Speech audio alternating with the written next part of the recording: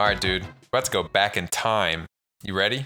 What was the first castle set you remember buying? Lego Castle. We've been over this. It's like whatever the wolf is, the Great Wolf Lodge, whatever you call them. Great I don't Wolf know. Lodge, the Wolf Whatever they're called, I don't know.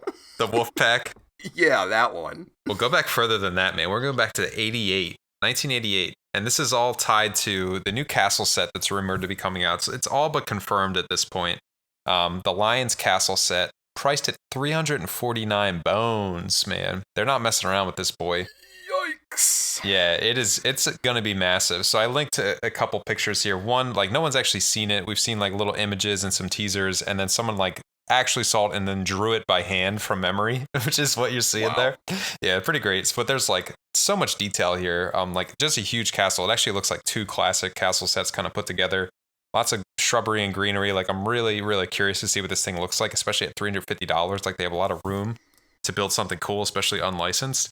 And then the little like kind of bonus thing here is that there's going to be a gift with purchase set, which is going to be a 90th anniversary, 90 years of Lego, and they're going to put in a 1988 kind of remake of a set from the Forest Hideout from like the Forest Men. I wasn't into this series at all, but this is like, people love this series a lot in the Lego community. So great, just like a cool release. Very, very intrigued, very interested, but I want to get your opinion.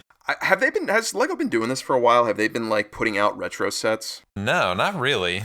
Okay. Yeah, this is kind of I mean, they do this from time to time. Like the Pirates of Barracuda Bay comes from mind. That was like from the Ideas line, and they redid like the whole Pirates kind of theme and like freshened it up. But no, this is like the first time they've done anything castle or like released something that looks like a retro set.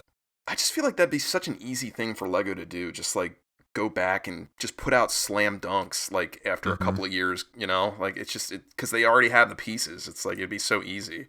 But anyway, I like this set. You know me and like little builds with little areas to put the figures in. I love that kind of stuff. So Yeah, man. that like calls to me. Also, I love that tree piece. Which tree piece? The little Christmas tree. Oh, the little Christmas tree piece. Yeah, dog. I always wanted that piece as a kid, but I never had it. I just remember they had him in my kindergarten classroom, so I used like all the tree pieces I could just because I wouldn't get that experience at home. I got like a million of those tree pieces. Oh gosh. They dropped those in a ton of city sets now. You can get like those tree pieces. I'm with you though. I think this is like such a brilliant move to release like because I'm not interested in that castle at all at $350. Like, I want to see what it looks like, but there's like no way that I'm gonna buy that thing. It's too expensive. But like looking at this, I'm like, I want this set. Like, I agree with you. Like, I want this. So I think it's just a purchase of 150 or more. Like, you don't have to actually buy the castle. Okay.